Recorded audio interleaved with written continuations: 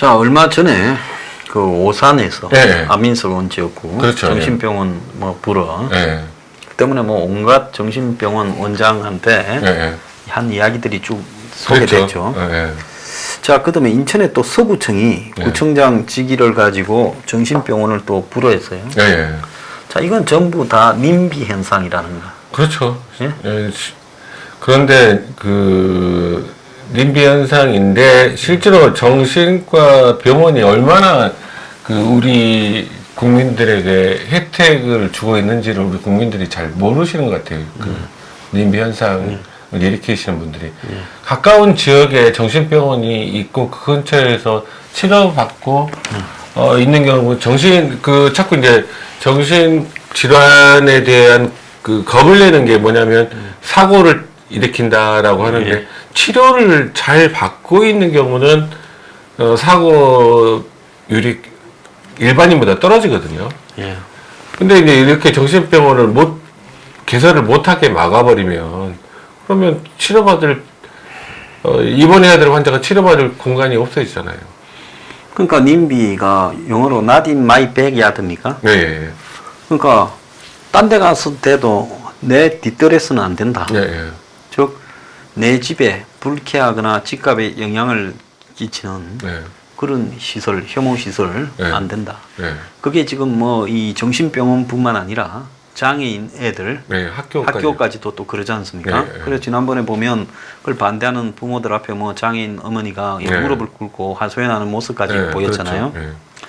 그래서 우리 사회가 이게 전부 돈의 노예가 돼가 사실상으로 뭐 정신병원이 있고 뭐 장애인 학교가 들어선다고 뭐 치안이나 네. 다른 부분에 뭐 문제 전혀 될 게 없죠. 없지 않습니까? 네. 그렇죠. 그럼 결국은 뭐나 집값이 주변에 정신병원이나 장애인 학교를 혐오시설로 네. 예? 일종의 부동산 투기적 관점에서 네. 바라봤을 때는 취급을 하고 네. 그래서 내 집값이 그런 혐오시설로 떨어져서는 안 된다는 네. 우리 사회 중산층의 그 정말 저질스런 네. 천박한. 천박한 네. 물질 만능주의적 어떤 사고관 때문에 네. 그런 일이 벌어지는 거 아니겠습니까? 네. 예. 그러니까 이번 그 인천 서구청 사태도 문제의 본질이 뭐냐면, 그러니까 이제 아까 우리 소장님께서 이야기하신 님비 현상이 실제로는 그 본질인데, 네. 서구청장이라는 사람이 예. 이미 그 적법하게 다 개설 허가 신고를 다 끝냈는데 그거를 안 받아준 거거든요. 그러니까 법적으로는 하나도 문제가 없는데 예. 단지 이제 핑계를 댄 게 뭐냐면 WTO의 그 평균 인구 대비 기준 병상이 더 많다, 인천 서구청에. 그래서 허가를 못 해준다, 이렇게 한 거예요.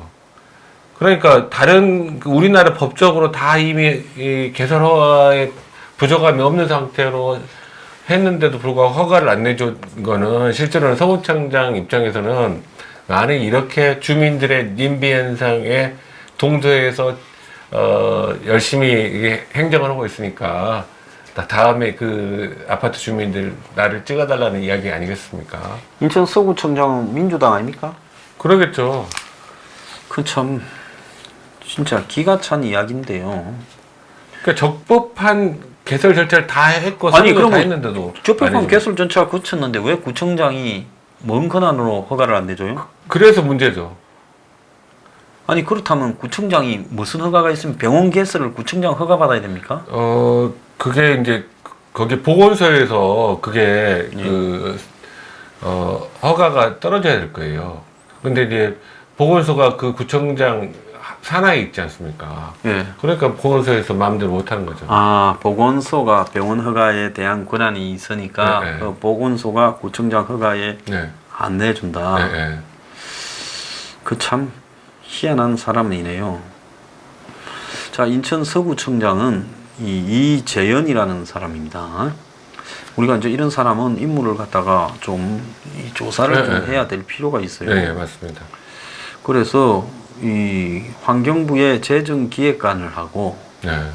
그 무슨 환경부 산하 낙동강 유역 환경청 청장을 하고 환경부 기후대기 정책관을 하고 쭉 환경부에서 기조 실장까지 하고 그리고 이제 나와가지고 수도권 매립지 관리공사 사장까지 하고 이런 거 보면 또 줄을 좀 잘 선 것 같아요. 예. 그러고는 인천광역시 서구청장을 했습니다. 네. 자, 그러면서 뭐 참 어떻게 이럴 수 있냐, 네. 진짜 의아한데요. 예. 자, 어떻게 생각하십니까? 그러니까 이제 그 정신과 의사 입장에서도 개설 허가를 진행했던 너무 황당한 상황이잖아요. 예. 자기 직장에 사표를 내야 한다고 그러니까 사표 내고 그 전 직장에 예. 뭐 예를 들면 개설 이분은 어떠셨는지 모르겠지만 그러니까 그 봉직으로 있다가 만약에 자기가 정신병원을 개설한다고 했을 때 사표를 내야지 개설 신고를 할 수가 있다고 그렇죠. 그러거든요. 예. 그러면 그 적법한 절차를 밟기 위해서 개설 허가를 냈는데 이렇게 허가를 안 해주면 완전히 붕 떠버리죠. 가운데서. 그래서 지금 뭐 최대집 회장 등 정신또 장애인 협회 같은 데서 이 고발을 했네요. 직권 남용으로 고발했을 거예요. 근데 이게 그 정신과 질환자가 얼마나 많은지 우리 국민들이 주변에 다 숨기고 있어서 잘 모르시는 것 같아요. 실시해서 입원이 필요한 환자들이 굉장히 많이 있습니다. 가급적이면 그리고 대형 병원 2,000명, 3,000명 이렇게 있는 병원보다는 200베드 정도, 100베드, 200베드 이런 데가 훨씬 더 그 환자를 돌보는데 더 낫다고 그러거든요. 근데 그런 병원들이 개설이 안 되게 되면 그 환자들 어디로 가겠습니까? 그러면 치료를 못 받아서 지금 최근에 그 사건 사고 난 것들이 전부 치료를 안 받았던 환자들이 사건 사고를 일으키지 않았습니까? 그만큼 우리 주변이 이렇게 님비 현상으로 이렇게 되면 그냥 그런 것과 상관없는 엄한 사람이 피해를 보는 일이 생기게 되거든요. 그러니까 장애인과 마찬가지로 정신질환자들도 우리가 같이 껴안고 같이 가야 되는 같은 국민이거든요. 그러니까 마치 그 나치가 장애인들, 뭐 집시들 다 불임 수술하고 살해하고 그랬죠. 강제로 불임 수술하고. 그러니까 인종 우월주의 뭐 이렇게 아리안족 우월주의를 내세우면서 그런 만행을 저질렀는데 진짜로 그래서는 안 됩니다. 자, 이 구청장은 6월달에 여직원을 성추행한 혐의로 이제 가가지고 이 본인은 부인을 했고요. 경찰에 출석 조사까지도 받은 사람입니다. 그래서 지난 1월달에 식당과 노래방에서 구청 예산실 직원을 격려 회식을 하던 중 여직원들에게 부적절한 신체 접촉을 했다. 그래서 강제 주행 혐의 등으로 인천 서구 발전협의회 등에서 이 구청장을 고발을 했습니다. 참 가지가지 할 말이 없습니다. 아무튼 올해 깨어 계신 우리 시청자분들께서는 정신질환자들이 제대로 치료받을 수 있는 공간인 정신병원, 또 장애인들이 제대로 가까운 곳에서 학교를 다닐 수 있는 장애인 학교 이런 것들에 대해서 항상 같이 공동체 속의 같은 이론이다라는 생각을 꼭 가져주시길 부탁드리겠습니다. 그래서 정신장애인에 대해서 치료나 이런 부분에 예외가 없어야 된다고 강하게 말을 하면서 한편으로는 이런 시설을 정말 말도 안 되는 이유로 불허하는 이런 구청장들이 우리 주변에 있다. 그렇죠. 이건 좀 너무 웃기지 않습니까? 그 법 위반하면서까지 이렇게 하니까 진짜 참 답답합니다. 최근에 들어서 저 전번에 오산에서 그랬고 이번에 또 인천 서구에서 그랬고 점점 이러면 이제 다른 지역에서 다른 지역의 지방자치단체장들도 따라서 할 가능성이 많죠. 자, 이런 측면에서 봤을 때 마치 사실이 아닌 내용을 가지고 했던 공포 영화 이런 것들도 좀 문제는 그렇죠. 문제다, 그죠? 그런 어떤 이 오락적인 재미를 담은 이런 공포 영화가 폐쇄된 정신병원 이런 부분을 소재로 해서 네. 그 뭐 비현실적인 네. 이런 공포감을 이렇게 조성하면서 네. 그래서 그 정신병원 주변은 뭐 무섭다. 전 네. 아무튼 아무튼 그렇게 생각하시면 됩니다. 예.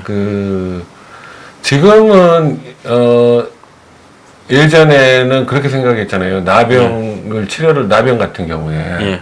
치료를 못해서 한센병이라고 그러죠, 요즘은. 예. 한센병을 치료를 못해서 예전에 그 소록도 한쪽으로 다 환자들 다 모았지 않습니까? 예. 근데 지금은 그렇지 않잖아요. 예. 도시 내에서 다 치료받고 있습니다. 예. 따로 격리되지 않고 예. 지금도 한센 씨 병에 걸린 분들은 다 일상생활하면서 다 치료 잘 받고 계세요. 그래서 치료 사각지대에 있는 정신 이렇게 병 환자분들이 네. 33만 명인데 네. 그 중에 대다수는 치료를 적절하게 받게 되면 네. 회복될 수 있는데 요즘 같은 시대에 다른 병도 아니고 정신병원을 만들겠다고 이렇게 하시는 분들이 저는 대단하다고 보고요. 그런 분들을 그렇죠. 갖다가 이 격려하고 네. 구청에서 지원을 해야 될 건데 네. 우리 쪽에서는 안 된다. 그러니까 이번 까다롭고 돈 안 되니 정신병원 병상이 줄어든다. 이것 때문에 지금 난리 아닙니까? 그렇죠. 그러니까 정신과 이제 급성 정신과 정신질환 같은 경우는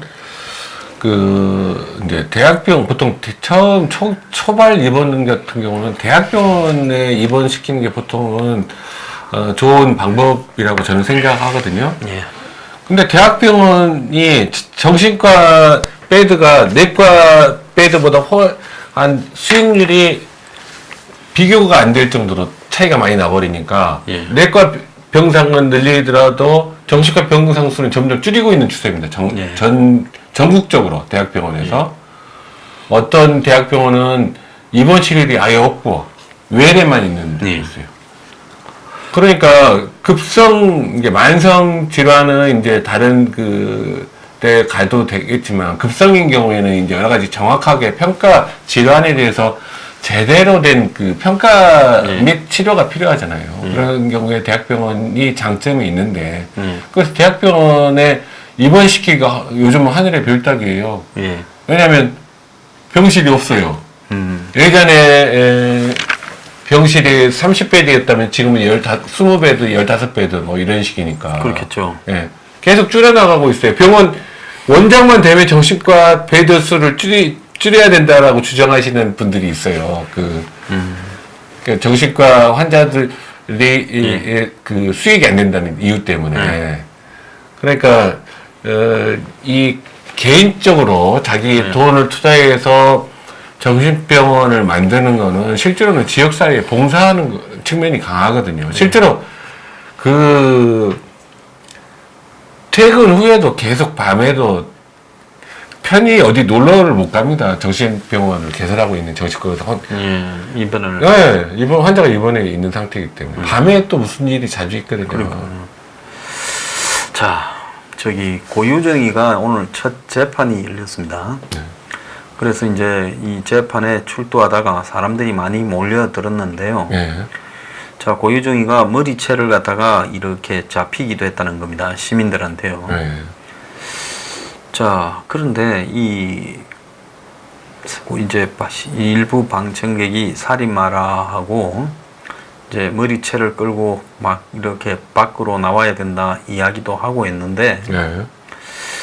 자, 이 고유정이라는 사람이 사이코패스 테스트에서는 전에 네. 우리가 한번 이야기했지만 네. 아니라고 나왔단 말이에요. 아니라고 나왔다고 그러면 사이코패스가 아닌데도 지금 밖으로 언론에는 그 살해 방법에 대한 네. 자세한 디테일한 과정이 네. 뭐 공개되지 않고 있지만은 네. 한간에 해자되는 내용을 보면 네.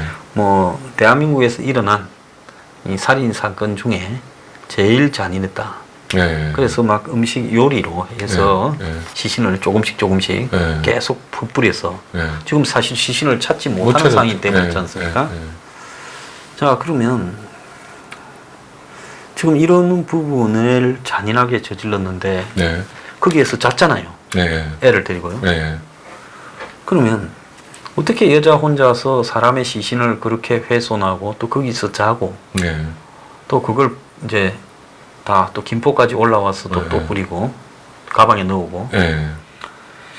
그렇게 했다라는 거는 인간으로서 가져야 될 공포감. 네. 저는 공포에 대한 의식이라는 게 사람이면 누구나 다 그렇죠. 가지는 거 아닙니까? 네, 그렇죠. 굳이 불식간에 어떻게 사람을 이렇게 너무 화가 나서나 우연히 실수로 뭐 이렇게 찌르거나 죽였을 수는 있지만 네. 그 이후에 정상적인 사람이라면 엄청난 공포감을 느껴야 되는 게 그렇죠. 정상 아닙니까? 네, 네, 근데 공포감이 거의 없고 올라와서 또 고기도 먹고 네. 또 노래방도 갔다잖아요. 네. 좀 내가 그러면 저런 성격은 뭘 어떻게 우리가 이해를 해야 되는 겁니까?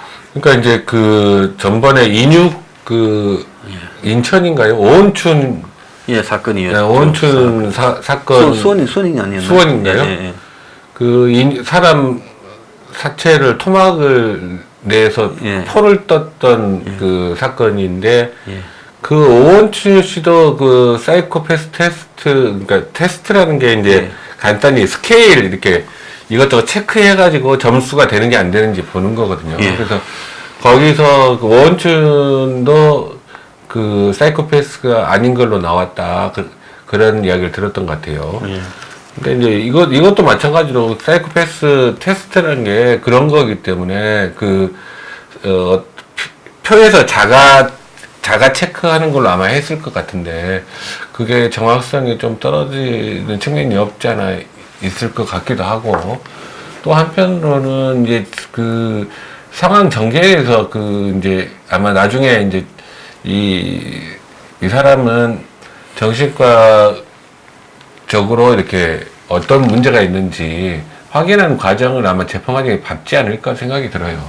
왜냐하면 우리가 그 프로파일링이라고 예, 예. 이제 사건에 대한 잔인한 사건에 대한 그렇죠. 멀쩡해 보이는 네, 그런 어떤 살인마 네, 이런 부분에 대해서 정확하게 그 과정, 성장 과정, 범행 네. 과정에 대한 네, 일종의 프로파일링이 돼 있어야 네, 앞으로도 이런 유사한 사건에 그렇죠. 대해 네. 이렇게 가능할 거 아닙니까? 그렇죠. 겉으로는 완전 멀쩡한데 뒤로는 저런 식으로 했다면 네, 그 참 이번에 이 사람의 모든 속성이나 성향을 조사해야 되는 건데 네, 조사를 하긴 할 거예요. 어차피 이런 사회적 큰 문제가 됐던 사건이기 때문에 그리고 진짜로 이 사람이 정신적으로 문제가 있어 보이잖아요. 예. 네, 그 부분에 대해서 아마 어떤 방식이든 아마 정신과사들이 동원돼서 프로파일링을 할 걸로 저는 생각합니다. 그래서 제가 봤을 때 고유정 입장에서 염두를 둔 내가 네. 미쳤다. 네, 나중에는 뭐 그럴 수도 있을 거예요. 네, 내가 네. 미쳤다. 네, 그래서 나도 내가 한 일이 뭐 기억이 안 나고 왜 그랬는지 모르겠다. 네. 이런 게 아니라 피해자의 중점을 둔 네. 정신적인 저 디테일한 좀 해부 네. 이런 게 좀 네. 필요한 게 아니냐. 아마 할 것 같아요. 예. 아마 그때 저기 포천에서인가 예. 그 남편을 죽여가지고 그 통에다가 또 한 편뿐만 아니라 한 두세 명의 여자가 그렇게, 죽였죠. 예, 예. 예. 그렇게 했던 사건이 있을 때 검찰 측에서 저에게 그 연락이 왔었는데 제가 거절을 했었는데 아무튼 정신과 의사의 도움이 필요로 하는 건 사실입니다. 예. 예. 자, 그래서 이런 사건에 대해서 가끔씩 이제 이게 살인이라는 게 과거에는 살인을 저지를 만한 네. 난폭한 속성 네. 그리고 거듭된 범죄의 네. 경력 이런 네. 것들이 이제 살인으로 연결되는데 네. 요즘에는 저런 식의 참 도저히 생각하지 못한 유행의 살인이 네. 너무 많아요. 그렇죠. 요즘 들어서. 또 몇 년 전에 파주에서 무인텔이었습니까? 네. 처음 만난 남자를 데려가가지고 죽여서 네. 시신을 훼손해가 네. 캐리어로 끌고 놓은 네. 일이 있었죠. 네. 그러니까 네. 사회가 점점 이렇게 이제 그 복잡해지고 이렇게 갈등이 많아지면서 그 갈등을 어떻게 갈등을 제대로 컨트롤하는 그 기술 자체가 우리 인간들이 학교에서 그런 과정이 좀 공부가 되어졌으면 좋겠어요. 갈등에 대해서 어떤 식으로. 그래서 멀쩡한 사람은 작은 동물 하나를 살아있는 거를 잡아서 해부를 해도 할 수 있겠습니까? 못하죠. 못하죠. 토끼를 한 마리 해봐라거나. 개구리도 못해요, 개구리도 못하죠. 네. 보통은 잘 못해요. 나는 뭐 살아있는 생선 대가리를 탁 이렇게 내는 이런 것도 끔찍하더만요. 네. 그래서 제가 횟집에 잘 안 가는 이유가 옛날에 보면 횟집에 가면 네. 껍질 벗기고 난 뒤에 입만 그 뻥긋뻥긋한 몸집을 네. 그걸 왜 그걸 횟집에 내 그런 다음에 해먹으러 잘 안 갑니다. 네. 뒤로. 그래서 사람이 뭐 살기 위해서 이렇게 최소한의 동물에 대한 잔인함이 있다 하더라도 네. 그걸 최소화하려고 노력을 해야 되지 않겠습니까? 네. 그래서 제가 이제 오늘은 제가 시청자 여러분들께 예전에 제가 자주 말씀드렸던 건데 마음 챙김에 대해서 다시 한번 설명을 드리고 싶어요. 그러니까 마음 챙김이라는 거는 뭐냐면 이게 이제 마음 수양하는 방법 중에 굉장히 중요한 방법 중에 하나인데 실제로 위파사나 명상을 하는 게 마음 챙김의 방법 중에 하나거든요. 그러니까 자기의 신체에서 느낌, 그다음 자기 마음의 느낌, 그다음에 이런 그 감각의 느낌 이런 것들을 계속 바라보는 게 그 감각에 휘둘려 들어가지 않고 제3자 관찰자가 돼서 계속 바라보는 것 자체가 윗바사나 명상이면서 그 자체가 마음 챙김이거든요. 그러니까 아침에 일어나서 저녁에 퇴근해서 잠자리 누울 때까지 가장 좋은 방법은 자기가 제3자가 돼서 자기를 바라보는 시도를 계속 하는 겁니다. 그러니까 이제 이게 마음 챙김을 자꾸 하려고 애를 쓰면 어떤 이점이 있냐면 열심히 그걸 하시면 어떤 일이 실제로 벌어지냐면 우리 시청자분께서 화가 났어요. 화가 났는데 화가 난 상황에 보통은 확 빨려 들어가지고 화하고 나하고 하나가 돼버리잖아요. 예. 돌발적으로 화가 일어나는 감정에 휩쓸려 들어가서 내가 화가 돼버리는데 자꾸 나 자신의 감정이라든지 내 신체 감각을 제3자가 돼서 자꾸 바라보는 훈련을 했던 사람들은 어떻게 되냐면 화가 나하고 따로 분리돼서 느껴져요. 분리돼서 느껴지니까 화가 처음 일어나서 사라질 때까지 바라볼 수가 있습니다. 제3자가 돼서. 그러니까 화의 노예가 안 되는 거죠. 제가 지난번에 그 마지막에 제가 그 말씀을 드렸죠. 깨어 있어야 선택할 수 있다. 왜냐하면 보통 대부분의 사람들은 무의식적으로 조건 반사적으로 행동을 한다. 화가 나는 상황 조건이 되면 화를 내버려요. 그러니까 선택할 여지가 없잖아요. 그러면. 근데 내가 나에 대해서 계속 바라보면서 마음 챙김을 하고 있는 상태가 되면 내가 이거를 어떤 식의 방법으로 화를 낼까 말까, 화를 어떤 식으로 방법을 낼까까지 자기가 선택을 할 수 있습니다. 그러니까 당장 내가 나를 자꾸 챙겨서 내 마음을 계속 바라보는 게 제일 처음에는 잘 안 되더라도 꾸준히 계속 그걸 하려고 애를 쓰시다 보면 어느 순간에 슬픈 감정이 일어나도 슬픔과 내가 하나가 되지 않고 고통을 느낄 때도 고통하고 나하고 따로 떨어져서 고통을 내가 바라볼 수가 있게 되면 그 고통은 실제로 고통스러운 나가 되지 않잖아요. 그러면 그 고통을 이겨낼 갈만 하거든요. 이거는 굉장히 해보시면 압니다. 그러니까 제일 간단한 방법은 뭐냐면 자기가 하고 있는, 예를 운전을 하잖아요. 운전하고 있는 나를 내가 느끼면서 운전하고 있는지 생각을 하면서 운전을 해보세요. 운전하고 있는 나를 느끼면서. 예를 들면 책을 읽고 있다면 책을 읽고 있는 나를 계속 느끼면서 책을 읽고 있는지 이런 식으로 하루 종일 업무를 할 때도 이런 식으로 해보십시오. 근데 가끔 가다 보면 자기가 자기를 의식하지 못하고 있을 때가 있을 거예요. 그래도 실망하지 마시고 또 하시면 돼요. 그때 잠깐 내가 나를 의식하지 못하고 있었구나. 그냥 그거를 또 지켜보시면 돼요. 그렇게 하시다 보면 이게 제 경험상으로는 한 1년 정도 꾸준히 이런 일을 시도를 하시면 1년 정도 지나면 화가 났을 때도 화를 바라볼 수가 있게 됩니다. 예. 네. 자 마지막으로 북한이 이제 막 이 한국을 개라고 언급을 하면 네. 개가 뭐 짖는다 네. 이런 이야기까지도 했어요. 네. 자, 북한에 저런 미사일을 쏘면서 이제 점점 이 미사일 테스트, 우리한테 매우 위협적인 미사일 굉장히 위협적이죠. 테스트를 하고 있으면서 또 다른 한편으로는 개라고 지금 이야기를 하는데 이 정권은 그건 북한의 특유의 용어의 사용법이니까 개의치 않는다라고 말을 하며 아무렇지 않은 척해요. 네. 저를 어떻게 좀 봐야 됩니까? 저 저는- 사람들도 좀 도대체 내 머리로 이해가 안 가는 사람. 저도 이해가 안 가는데요. 제일 중요한 거는 이번에 북한에서 쏜 미사일 같은 경우는 굉장히 고성능 미사일이라고 그래요. 그래서 그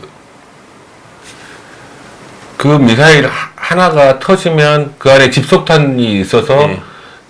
축구장 서너 개가 초토화된답니다. 네. 그럴 정도로 강력한 미사일이고 그 자체가 지금 현재 우리나라에서는 요격할 수 있는 기술이 없어요. 네. 그런데도 불구하고 대통령이 한마디 말 안 하지 않고 NSC도 열리지 않고 네. 이런 거는 저는 딱 한 가지밖에 생각이 안 나요. 이 정권은 지금 현재 총선에만 눈이 멀어 있다.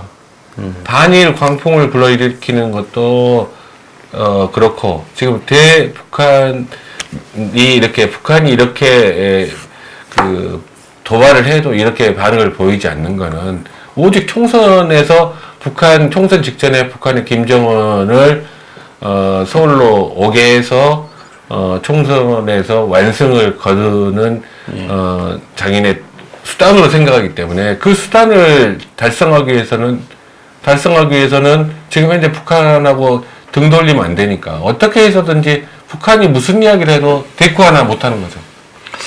자, 그래서 지금 북한이 점점 이제 미사일 네. 기술이 우리 남한만을 겨냥한 기술이 정교해지는데 네. 트럼프는 나는 모르겠다. 우리하고는 관계없다. 네. 뭐 작은 거 쐈다고 사과도 했으니 뭐 끝나면 네. 한미훈련 끝나면 미국 회담하자. 네. 그리고 트럼프도 모르겠대요. 네. 자, 문재인도 말을 안 해요. 우리 국민은 어디에다가 우리 안전 자, 일본한테는 난리를 치고 있으면서 왜 북한한테는 저렇게 국가로서의 최소한의 대응조차도 못하느냐. 이건 해도 너무한 거 아니냐. 딱 총선만 생각하는 것 같아요. 총선 전략. 예. 그러니까 나라에 어찌되든 일본하고 반일 광풍을 일으켜서 경제가 어떤 타격을 받든 또 북한이 어떤 도발을 해서 문제를 일으키든 당장 내년 총선에서 이길 수만 있으면 뭐든지 다 하겠다라는 것 같아요. 저는 그렇게 보이거든요. 예. 그래서 진짜로 대통령 한 사람을 잘못 뽑으면 나라가 이렇게 순식간에 이렇게 어려워질 수 있구나 하는 생각을 요즘 계속 합니다. 왜 우리는 이 특정한 부분만 흥분하고 진짜 흥분해야 될 때는 흥분하지 않느냐. 네. 자, 그런데 이런 부분의 이상함에 대해서 국민들 다수가 체념인지 뭐 만성인지 받아들이는 이 분위기도 우리가 다 정신병원에 가야 될 상황이 아닌가 그렇게도 생각이 듭니다. 어떻게든 되겠지라고 생각하시는 것 같은데 예. 어떻게든 되겠지는 없습니다. 얼마나 우리 국민들 다수가 깨어서 움직이느냐에 따라서 그 결과가 달라질 뿐입니다. 자, 오늘 좋은 말씀 들었습니다. 마치겠습니다. 네, 예. 감사합니다. 주말 잘 보내십시오.